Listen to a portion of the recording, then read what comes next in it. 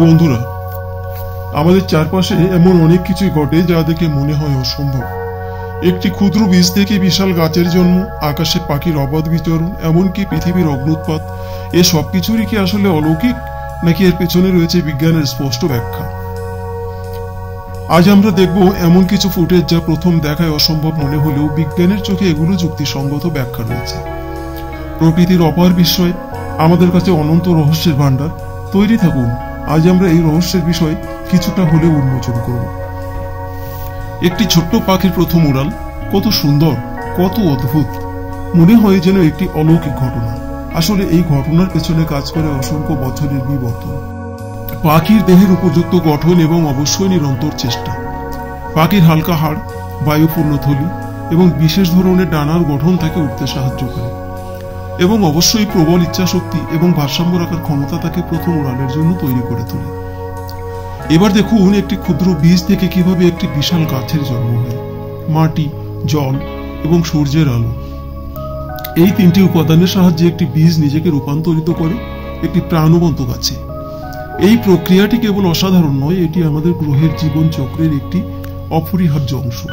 গাছপালা আমাদের জীবন ধারণের জন্য প্রয়োজনীয় অক্সিজেন সরবরাহ করে এবং পরিবেশের ভারসাম্য বজায় রাখতে গুরুত্বপূর্ণ ভূমিকা পালন করে।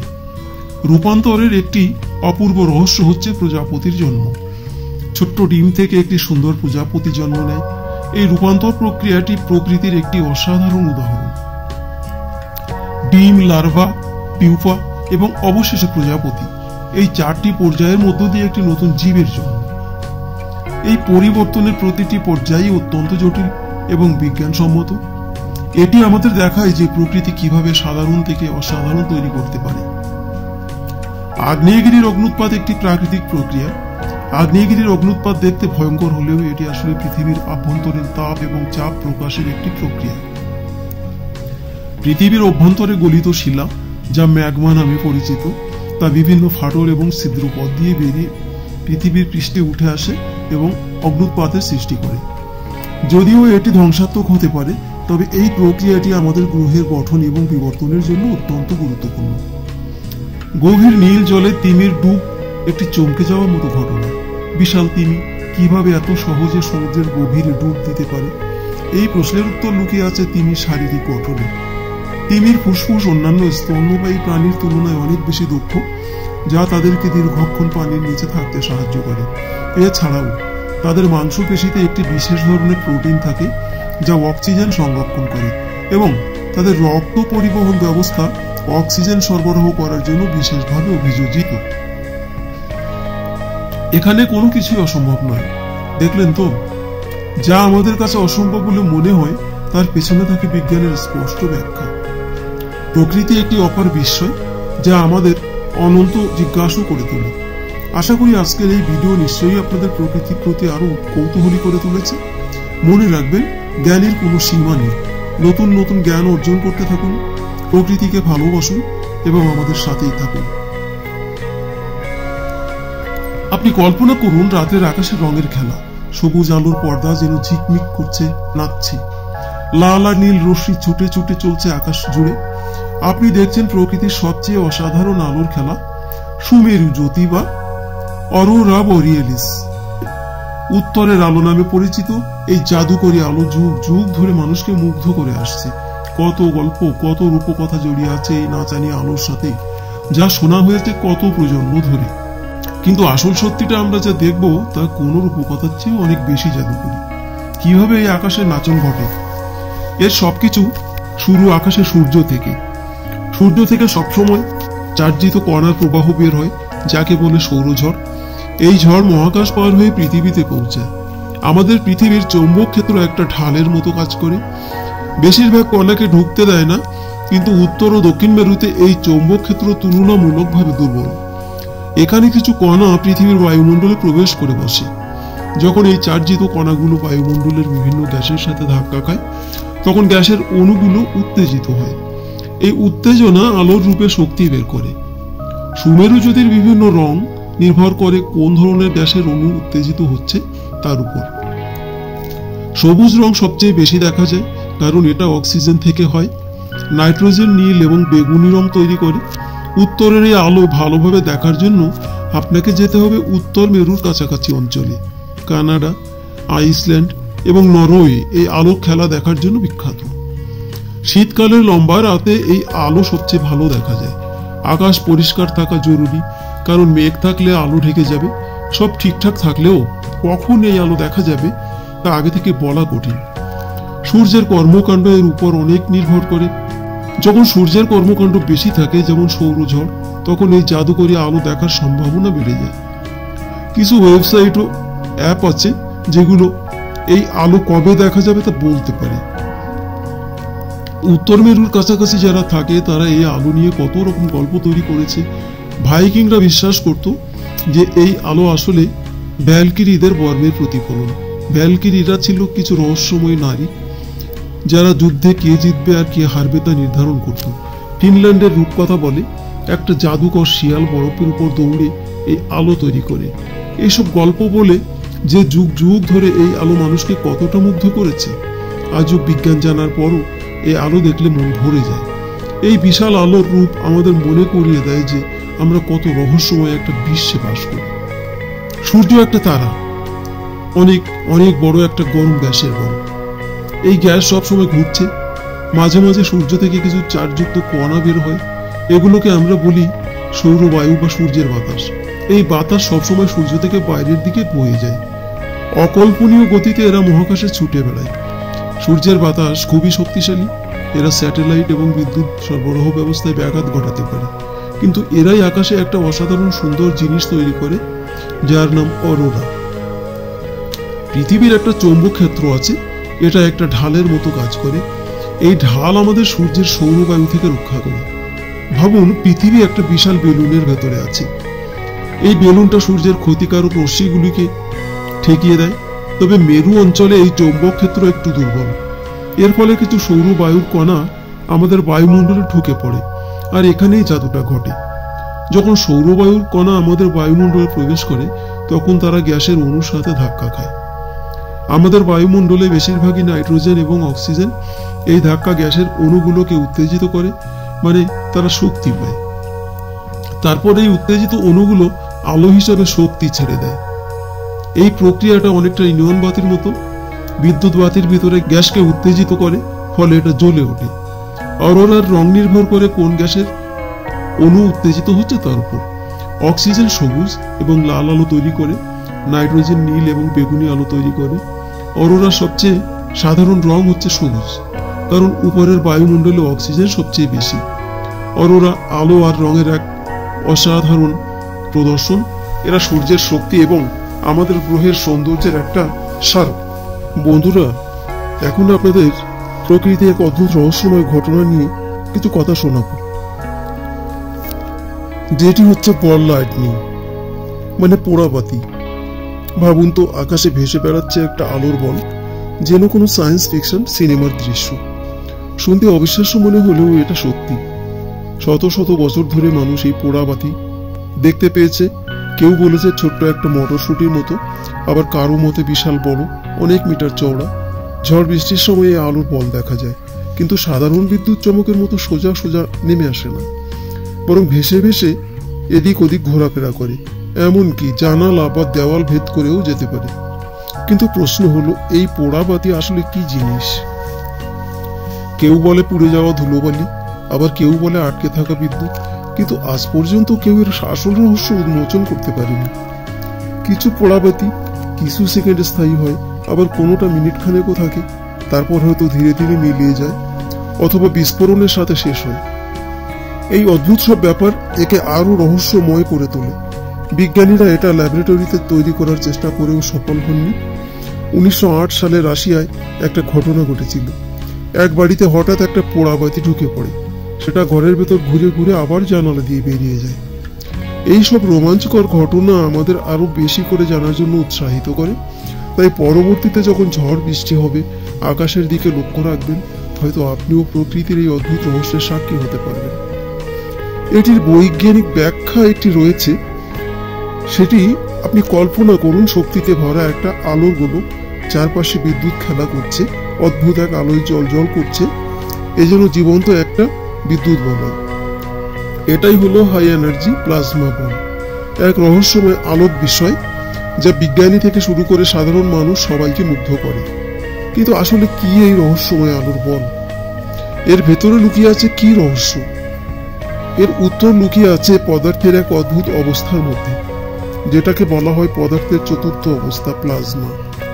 আমাদের পরিচিত কঠিন, তরল এবং বায়বীয় এই তিন অবস্থার মতো নয়। প্লাজমা একটি অন্যরকম জিনিস। প্লাজমা হলো আধানযুক্ত কণা এবং প্রচুর শক্তির এক অদ্ভুত সংমিশ্রণ। প্লাজমা বল সম্পর্কে জানতে আমাদের আগে জানতে হবে এই প্লাজমা সম্পর্কে।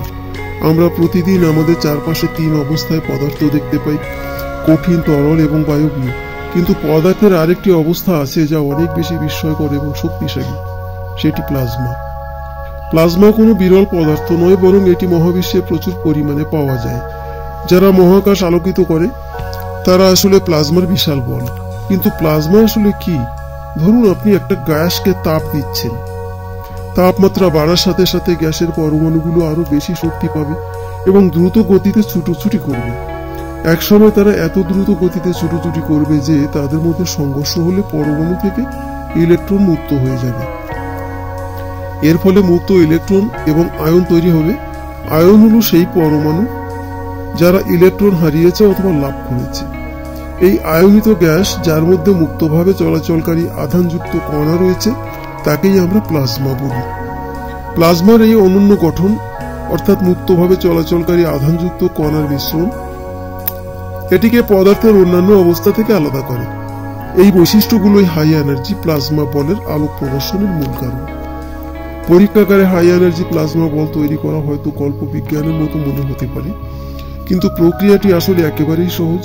এর শুরুটা হয় একটি কেন্দ্রীয় তড়িৎদ্বার দিয়ে, যার মধ্য দিয়ে বিদ্যুৎ প্রবাহিত হতে পারে। এই তড়িৎদ্বারটি কাচের তৈরি একটি গোলকের ভেতরে থাকে, যেখানে নিম্নচাপে গ্যাস ভরা থাকে। গ্যাস হিসাবে প্রায়ই নিয়ন বা আর্গনের মতো নিষ্ক্রিয় গ্যাস ব্যবহার করা হয়। যখন কেন্দ্রীয় তড়িৎদ্বারটিতে উচ্চ ভোল্টেজের পরিবর্তনশীল বিদ্যুৎ প্রবাহ বা অল্টারনেটিং কারেন্ট যেটাকে বলা হয়, এটি প্রয়োগ করা হয়, তখন গোলকের ভেতরে একটি দোলনশীল তড়িৎ ক্ষেত্র তৈরি হয়। এই ক্ষেত্রটি গ্যাসের পরমাণুগুলোকে শক্তি যোগায়, যার ফলে তারা ইলেকট্রন হারিয়ে আয়নিত হয় এবং গ্যাসকে প্লাজমায় রূপান্তরিত করে।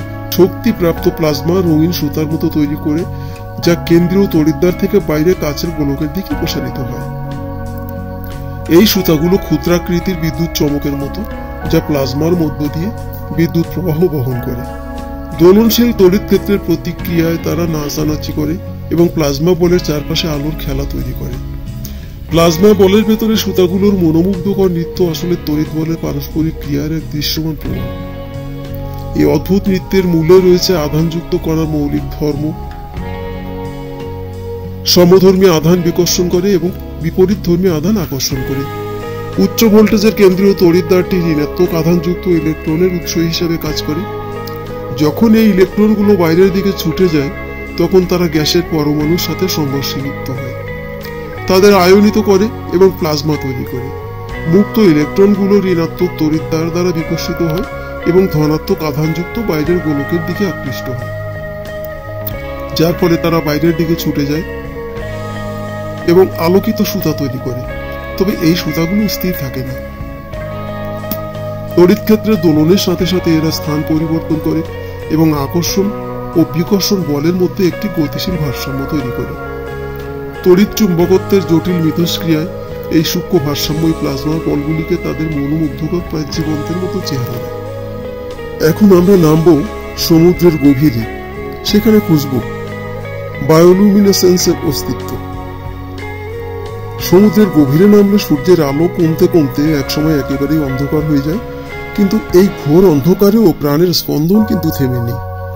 অন্ধকারের এই জগতে অনেক প্রাণী এক আশ্চর্য ক্ষমতা অর্জন করেছে, বায়োলুমিনেসেন্স, মানে জীবন্ত প্রাণীর আলো তৈরি করার ক্ষমতা। কল্পনা করুন, কালির মতো কালো পানিতে আপনি সাঁতার কাটছেন, হঠাৎ একটা আলো জ্বলল, তারপর আরেকটা, তারপর আরো একটা। এগুলো কোনো তারা কিন্তু নয়, গভীর সমুদ্রের প্রাণী যারা নিজের তৈরি আলো দিয়ে আশেপাশে আলোকিত করছে। এই হলো বায়োলুমিনেসেন্স, এক আশ্চর্য আর রহস্যময় ঘটনা। আলো তৈরির এই ক্ষমতা শুধুমাত্র সৌন্দর্যের জন্য নয়, এই অদ্ভুত জগতের অনেক কাজ। এটা একটা ভাষা, লুকিয়ে থাকার উপায় এবং শিকার ও বেঁচে থাকার হাতিয়ার। চলুন আমরা একসাথে সমুদ্রের গভীরে ডুব দিই এই আলোকিত প্রাণীদের রহস্য উদ্ঘাটন করতে। কিন্তু কিভাবে এই গভীর সমুদ্রে প্রাণীরা এমন আলো তৈরি করে, এর উত্তর লুকিয়ে রয়েছে এক আকর্ষণীয় রাসায়নিক প্রক্রিয়ায়। বায়োলুমিনেসেন্সের মূল উপাদান হলো দুটি জিনিস, লুসিফেরিন আর লুসিফেরেজ। লুসিফেরিনকে জ্বালানি আর লুসিফেরেজকে তেঁতুল ধরতে পারেন। যখন লুসিফেরিন, অক্সিজেন আর লুসিফেরেজ একসাথে মেশে তখন আলোর আকারে শক্তি নির্গত হয়। এই প্রক্রিয়া অসাধারণভাবে কার্যকর। প্রায় সমস্ত শক্তি আলোতে পরিণত হয়, তাপ হিসেবে খুব সামান্যই নষ্ট হয়। এই জন্যই বায়োলুমিনেসেন্ট আলোকে প্রায় ঠান্ডা আলো বলা হয়। বিভিন্ন প্রাণীর লুসিফেরিন আর লুসিফেরেজ ভিন্ন ভিন্ন রকম, যার ফলে বিভিন্ন রং আর নকশার আলো তৈরি হয়। কিন্তু প্রাণী সবসময় আলো জ্বালিয়ে রাখে, আবার কিছু ঝিকিমিকি করে, আবার কিছু আলোকিত তরল ছুড়ে দেয়। গভীর সমুদ্রে খাবারের অভাব আর সর্বত্র বিপদ, তাই বায়োলুমিনেসেন্স বেঁচে থাকার জন্য একটা গুরুত্বপূর্ণ হাতিয়ার। অ্যাংলার ফিশের মতো শিকারী প্রাণীরা আলোকে শিকারের জন্য ব্যবহার করে। কল্পনা করুন, অ্যাংলার ফিশের মুখের সামনে একটা ঝুলন্ত লাঠি, যার ডগায় একটা আলো জ্বলছে। এই আলো অন্যান্য মাছকে আকর্ষণ করে অ্যাংলার ফিশের মুখের কাছে নিয়ে আসে। কিন্তু আলো আত্মরক্ষার জন্য ব্যবহার করা হয়। কিছু প্রজাতি, যেমন কিছু স্কুইড, বিপদে পড়লে আলোকিত কালি ছুঁড়ে শত্রুকে বিভ্রান্ত করে। আবার কিছু প্রাণী উপর থেকে আসা আলোর সাথে মিশে নিজেদের লুকিয়ে রাখে, যাতে নিচের শিকারী প্রাণীরা তাদের দেখতে পায় না। একসময় গভীর সমুদ্রকে শুনশান মনে করা হতো, কিন্তু এখন আমরা জানি এটা আলোকিত প্রাণীদের এক জীবন্ত জগৎ। জেলিফিশের মৃদু আলো থেকে শুরু করে ডিপ সি শ্রিম্পের ঝিকিমিকি, এই আলোর ভাষা গভীর সমুদ্রের প্রাণীদের যোগাযোগের মাধ্যম। সমুদ্রের গভীর অনুসন্ধান করতে থাকলে আমরা বায়োলুমিনেসেন্সের আরো অনেক আশ্চর্য উদাহরণ পাব এবং বুঝতে পারবো কিভাবে প্রাণীরা এই অসাধারণ পরিবেশে বেঁচে থাকার জন্য নিজেদের ঢেলে সাজিয়েছে। গভীর সমুদ্রের জীবন্ত আলো আমাদের মনে করিয়ে দেয় যে আমাদের গ্রহের অন্ধকারতম স্থানেও প্রাণ নিজের আলো ছড়িয়ে দিতে পারে। এখন আরো একটি বিষয় আপনাদেরকে অবগত করব। আপনি কি কখনো ঝড়ের উপরে, মানে অনেক উপরে আকাশে দ্রুত আলোর ঝলক দেখেছেন? এগুলো আমাদের চেনা বজ্রপাত নয়, কিন্তু এগুলো রহস্যময় আলোর ঝলক। আপনি কি কখনো ঝড়ের অনেক উপরে আকাশে দ্রুত আলোর ঝলক দেখেছেন? এগুলো আমাদের চেনা বজ্রপাত নয়, এগুলো রহস্যময় আলোর ঝলক, যাদের বলে স্প্রাইট আর এলভাস। এরা উপরের আকাশে মুহূর্তের জন্য জ্বলে ওঠে। লাল স্প্রাইট দেখতে অনেকটা বিশাল জেলিফিশের মতো, যেন মহাকাশের দিকে হাত বাড়িয়ে আছে। নীল জেট দেখতে অনেকটা দ্রুত আলোক রশ্মির মতো, যা ঝড়ের মেঘের উপর থেকে উপরের দিকে ছুটে যায়। এলভাস আবার বিশাল আলোর বৃত্ত, যা পুকুরে ঢেউয়ের মতো ছড়িয়ে পড়ে। এগুলো কল্পনা নয়, এগুলো সত্যি। বিজ্ঞানীরা সম্প্রতি এগুলো নিয়ে গবেষণা শুরু করেছেন। বিশেষ ক্যামেরা আর যন্ত্রপাতি দিয়ে আমরা ধীরে ধীরে এই রহস্যময় আলোর খেলা সম্পর্কে জানতে পারছি। চলুন আমরা এই অদ্ভুত আলোর পেছনের বিজ্ঞান জানার চেষ্টা করি। আমরা সবাই বজ্রপাত সম্পর্কে জানি। ঝড়ের সময় আকাশে যে উজ্জ্বল আলোর রেখা দেখা যায়, কিন্তু বজ্রপাত শুধু নিচের দিকেই যায় না, কখনো কখনো এটা উপরের দিকেও যায়। এই ঊর্ধ্বগামী বজ্রপাত কম দেখা যায়, কিন্তু স্প্রাইট আর এলভাস বোঝার জন্য এটা জানা খুব জরুরি। ঝড়ের সময় মেঘের উপরের দিকটা পজিটিভ চার্জে ভরে যায় আর নিচের দিকটা নেগেটিভ চার্জে। সাধারণত বজ্রপাত হয় যখন নেগেটিভ চার্জ মাটির সাথে সংযোগ স্থাপন করে, তবে কখনো কখনো এই নেগেটিভ চার্জ উপরে আকাশের পজিটিভ চার্জের সাথে সংযোগ স্থাপন করে। এই ঊর্ধ্বগামী বিদ্যুৎ প্রবাহী উপরের আকাশে আলোর খেলা তৈরি করে। তাহলে কিভাবে বজ্রপাত এত উপরে এই অদ্ভুত আলো তৈরি করে? এর উত্তর হলো প্লাজমা। প্লাজমা হলো গ্যাসের মতো, তবে এর পরমাণুগুলোতে বৈদ্যুতিক চার্জ থাকে।